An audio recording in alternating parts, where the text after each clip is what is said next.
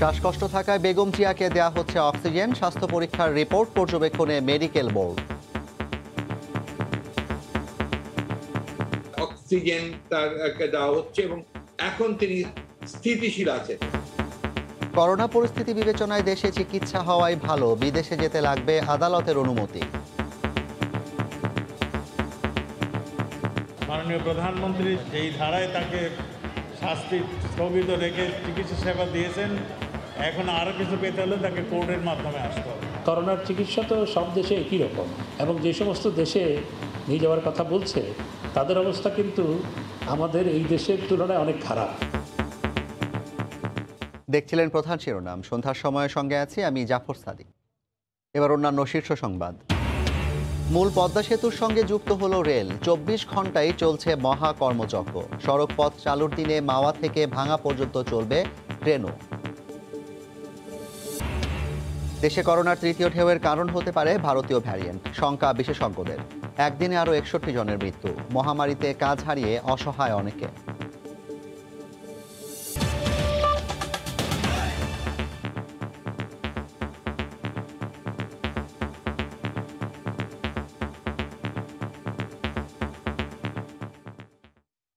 শ্বাসকষ্ট থাকায় BNP chairperson Begum Khaleda জিয়াকে অক্সিজেন দেওয়া হচ্ছে। তবে তার শারীরিক অবস্থা নিয়ে উদ্বিগ্ন হওয়ার কিছু নেই জানিয়ে দলের মহাসচিব মির্জা ফখরুল ইসলাম আলমগীর দেশবাসীর কাছে দোয়া চেয়েছেন।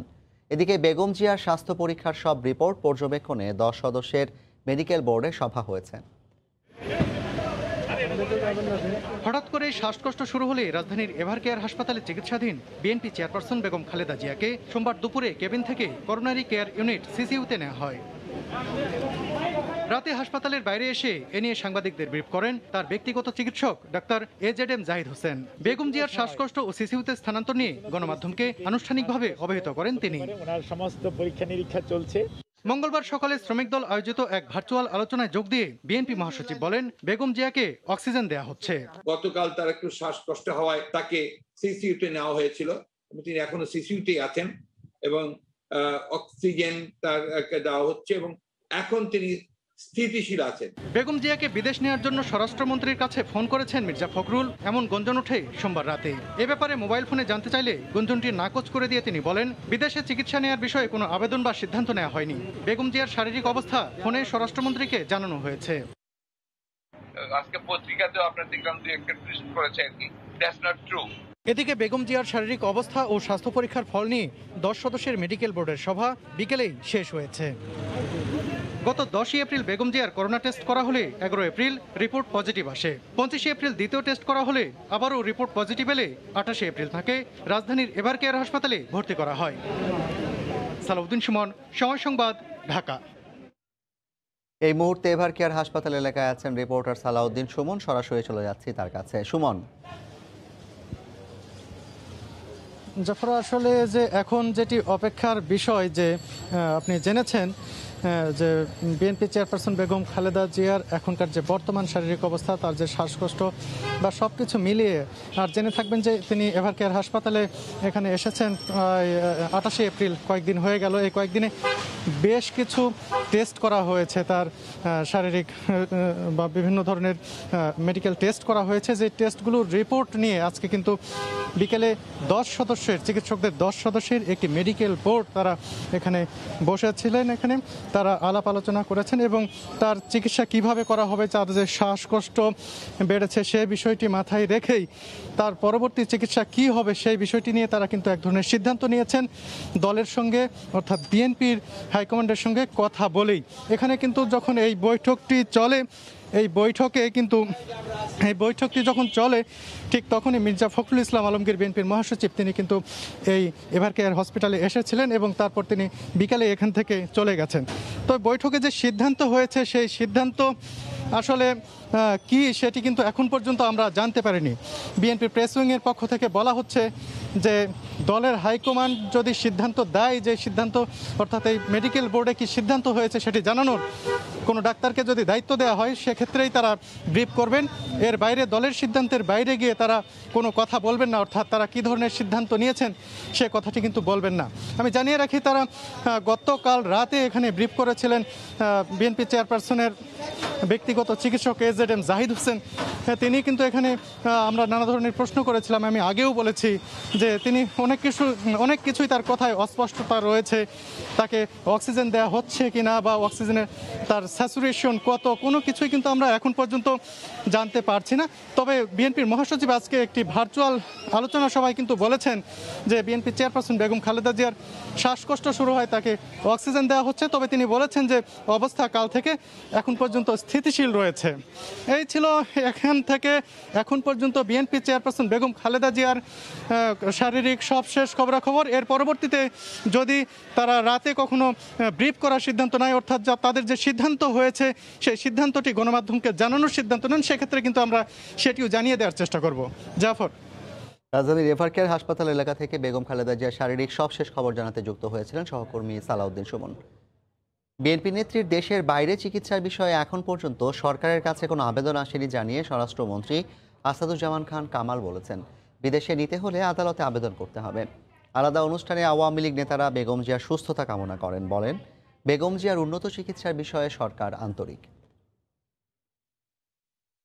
করোনা আক্রান্ত বিএনপি চেয়ারপারসন বেগম খালেদা জিয়াকে সোমবার এভারকেয়ার হাসপাতালের সিসিইউতে স্থানান্তরের পর থেকেই আলোচনায় উন্নত চিকিৎসা নিতে বিএনপি নেত্রীর বিদেশ যাওয়া প্রসঙ্গ।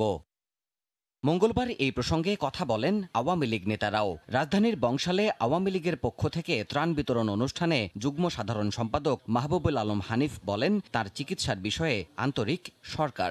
বেগম খালেদার চিকিৎসা, তার সর্বোচ্চ চিকিৎসা সেবা যাতে পেতে পারে সে ব্যাপারে আমরা সকলের সহায়তা আমরা করে এসেছি।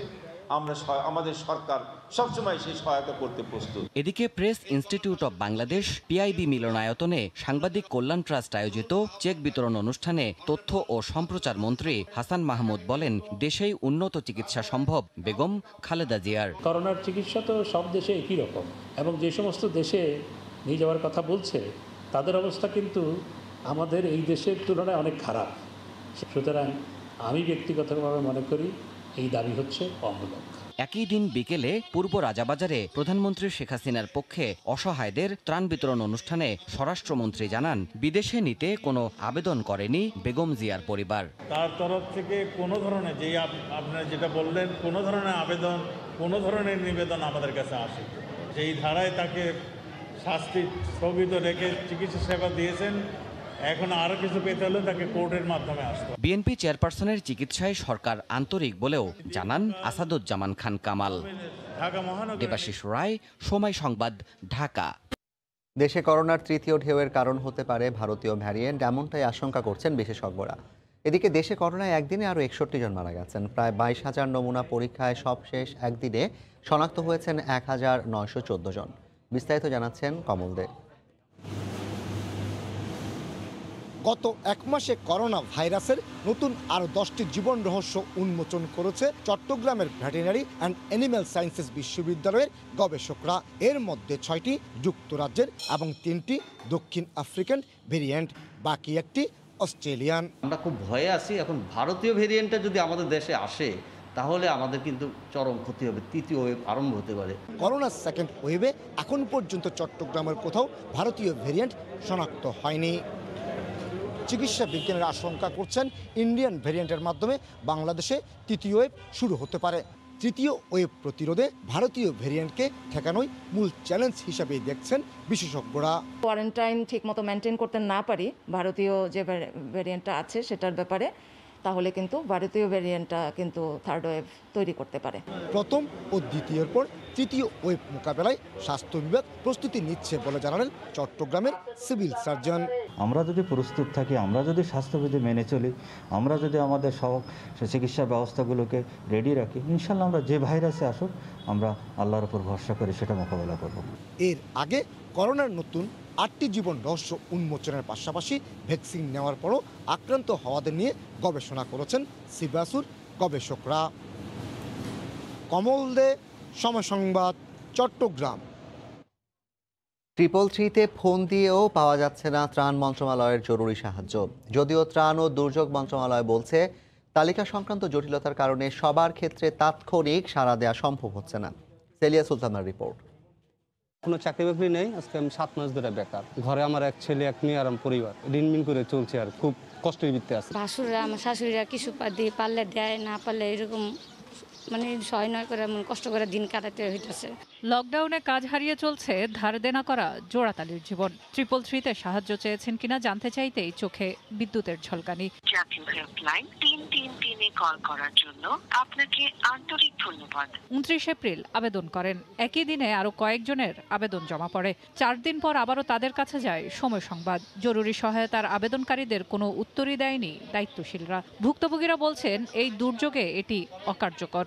মানে কি কমার কর বসা নেই, এরা প্রতারণা করতেছে। এরা যদি দেয় তো সেটাও বলবে, না দিলেও সেটাও বলবে যে না দিব না। ফোন দিছি কোনো ইয়ারিটাই দেয় নাই। কয়দিন আগে দিয়েছেন? 2 দিন আগে।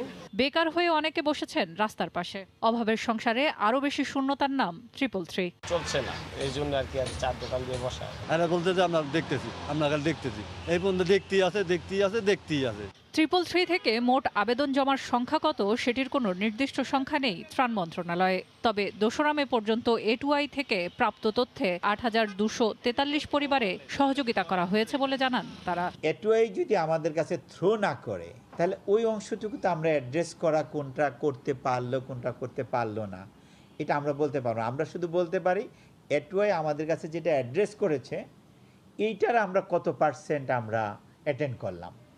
এখানে আমাদের ইনস্ট্রাকশন আমরা 100% অ্যাটেন্ড করা। সরাসরি ত্রাণ মন্ত্রণালয় ছাড়াও সিটি কর্পোরেশনের মাধ্যমেও ত্রাণ সেবা চলমান আছে বলে জানান এই কর্মকর্তা। সেলিয়া সুলতানা, সময় সংবাদ, ঢাকা। পদ্মা সেতুর মাওয়া প্রান্তে যুক্ত হলো রেল সংযোগ প্রকল্পের ভায়াডাক্ট 2 সফলভাবে স্থাপনের মধ্য দিয়ে এ সংযোগ ঘটল। আসছে বছর স্বপ্ন সেতু আনুষ্ঠানিকভাবে খুলে দেওয়ার দিন থেকেই চলবে ভাঙা থেকে মাওয়া ট্রেন। দিনরাত একাকার এখানে 24 ঘন্টায় চলছে কর্মযজ্ঞ। স্বপ্ন সেতুর উপরে সড়কের সঙ্গে পাল্লা দিয়ে চলছে রেল সংযোগের কাজ। সোমবারই দ্বিতীয় ভায়াডাক্টের কাজ শেষ হওয়ায় এর মাধ্যমে মূল সেতুর সঙ্গে যুক্ত হলো স্বপ্ন সেতুর মাওয়া প্রান্ত। সবশেষ যুক্ত হওয়া এই ভায়াডাক্টের দৈর্ঘ্য 2.58 কিলোমিটার। 411টি পাইল, 812টি বক্স গার্ডার সেগমেন্ট নির্মাণ কাজ শেষ। এই অংশের সার্বিক অগ্রগতি 96%। পাশাপাশি এগিয়ে চলছে দক্ষিণ পশ্চিমাঞ্চলের 21 জেলাকে যুক্ত করা প্রথম রেল স্টেশন। এখানে আমাদের 4টা স্টেশন, অর্থাৎ ভাঙ্গা, আপনার শিবচর, জাজিরা এবং মাওয়া, এই 4টা স্টেশনের কাজও আমাদের চলমান আছে। দেশের টাকায় বানানো সেতুর দ্বার খুলবে আসছে বছরের মাঝামাঝি, আর তখনই সড়কের সঙ্গে রেলও চালুর প্রত্যয় মন্ত্রীর। প্রায় 41% টোটাল যে কাজের সেটার অগ্রগতি হয়েছে। আর এই যে এই অংশটুকু ভাঙ্গা থেকে যে মাওয়া, এইটা প্রায় 66% এটা কাজের অগ্রগতি হয়েছে। কাজে বাকি যে কাজটুকু আছে এই কাজটুকু আমরা সমাপ্ত করতে পারবো। এরই মধ্যে রেলওয়ে ট্র্যাকের প্রায় 7 কিলোমিটার প্রি অ্যাসেম্বলের কাজ শেষ হয়েছে, আর চলতি বছর অক্টোবর নাগাদ শুরু হবে মূল সেতুতে স্লিপার বসানোর কাজ। প্রমত্ত পদ্মার বুক চিরে জেগে ওঠা এই রূপালী স্বপ্ন এখন ধরা দিয়েছে হাতের মুঠোয়। আর মাত্র কয়েকটি ধাপ, তারপরই এই পদ্মার দুপারের মানুষকে শুধু সড়ক পথেই নয়, যুক্ত করবে রেল পথের মাধ্যমেও। রাশেদ দিমন, সময় সংবাদ, মুন্সিগঞ্জ। ঈদ কেনাকাটায় স্বাস্থ্যবিধি মানাতে মাঠে নেমেছে পুলিশ। মাস্ক না পরলেই গুনতে হচ্ছে জরিমানা। কেনাকাটার খবর জানাতে এই মুহূর্তে রাজধানীর বসুন্ধরা শপিং মলে আছেন রিপোর্টার কামরুল হাসান সবুজ। সরাসরি চলে যাচ্ছি তার কাছে। সবুজ। জাফর, ঈদ যত ঘনিয়ে আসছে এই রাজধানীর শপিং মলগুলোতে কেনাকাটা কিন্তু ততটাই একটু বাড়ছে, যদিও স্বাভাবিক সময়ের মতো না, কিন্তু তবুও ধীরে ধীরে বাড়ছে। যেটা এখানকার আমরা বিভিন্ন মার্কেট ঘুরে যেটা জেনেছি যে বিক্রেতারা এভাবেই বলছেন যে ক্রেতা আগের চেয়ে একটু বাড়ছে। স্বাস্থ্যবিধি মেনে তারা কেনাকাটা করছেন। এবং এই যে আমরা এখন যে মার্কেটটিতে আছি, এই মার্কেটটিতে কিন্তু ইফতারের আগ পর্যন্ত বেশ, অর্থাৎ দুপুর থেকে ইফতারের আগ পর্যন্ত বেশি ক্রেতা সমাগম হয়ে থাকে। ইফতারের পরে কিছুটা ক্রেতা সমাগম কমে যায়, তারপরেও যদিও সরকারিভাবে রাত 8টা পর্যন্ত মার্কেট খোলা রাখার কথা বলা হয়েছে, কিন্তু এই মার্কেটের দোকানিদের সাথে কথা বলে যেটা জেনেছি যে তারা দোকান বন্ধ করতে করতে 9টা 10টাও বেজে যায়।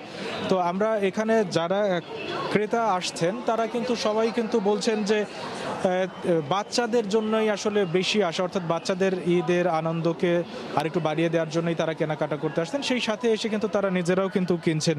তো এইভাবে যে কেনাকাটার যে সামনে যে কয়দিন আছে সেই কয়দিন কিন্তু তারা আশা করছেন দোকানিরা যে ক্রেতা সমাগম হবে এবং তাদের বিক্রি বাড়বে। আর আজকে কিন্তু দিনভরই মোটামুটি রাজধানীর বিভিন্ন মার্কেট শপিং মলে কিন্তু স্বাস্থ্যবিধি মানা হচ্ছে কিনা সেই তদারকিতে অভিযান চালিয়েছে প্রশাসন। সেই প্রশাসনের অভিযানে যারা মাস্ক পরেননি বা স্বাস্থ্যবিধি মানেননি তাদেরকে কিন্তু 50 থেকে 500 টাকার মধ্যে জরিমানা করা হয়েছে এবং সতর্ক করা হয়েছে যদি একই ধরনের অপরাধ যদি বারবার করা হয় তাহলে কিন্তু জরিমানার পরিমাণ এবং শাস্তির যে বিধানগুলো আছে সেগুলো কিন্তু কঠোর হয়ে যাবে। এই বসুন্ধরাতেও এসেছিল দুপুরের দিকে 2 ঘন্টা অভিযান চালিয়ে গেছে এবং রাজধানীর যে New Market, Chandrima Super Market, গাউছে এই এলাকাতে অভিযান চালিয়েছে এবং দোকান মালিকদের নিজেদের সচেতনতাতেই কিন্তু পল্টনের যে পল্টন চায়না টাউন মার্কেট আছে সেই মার্কেটের স্বাস্থ্যবিধির কিছুটা ঘাটতি থাকার কারণে 2 ঘন্টা বন্ধ রাখা হয়েছিল। তো জাফর, স্বাস্থ্যবিধি মেনে যে দোকানপাট খোলা আছে এবং ঈদের কেনাকাটা হচ্ছে, আমার কাছে এই ছিল এখনের মতো সব শেষ। ঈদ কেনাকাটা এবং স্বাস্থ্যবিধি মানাতে প্রশাসনের নানা তৎপরতার খবর জানাতে বসুন্ধরা শপিং মল থেকে আমাদের সঙ্গে যুক্ত হয়েছিলেন রিপোর্টার কামরুল হাসান সবুজ। এ পর্যায়ের শীর্ষ সংবাদ জানিয়ে দিচ্ছি আরেকবার। শ্বাসকষ্ট থাকায় বেগম জিয়াকে দেয়া হচ্ছে অক্সিজেন, স্বাস্থ্য পরীক্ষার রিপোর্ট পর্যবেক্ষণে মেডিকেল বোর্ড। বিদেশে যেতে লাগবে আদালতের অনুমতি, জানালেন স্বরাষ্ট্রমন্ত্রী। মূল পদ্মা সেতুর সঙ্গে যুক্ত হলো রেল, 24 ঘন্টায় চলছে মহা কর্মযজ্ঞ। সড়ক পথে চালুর দিন, মাওয়া থেকে ভাঙা পর্যন্ত চলবে ট্রেনও। এই ছিল সন্ধ্যার সময়, সঙ্গে থাকুন সময়।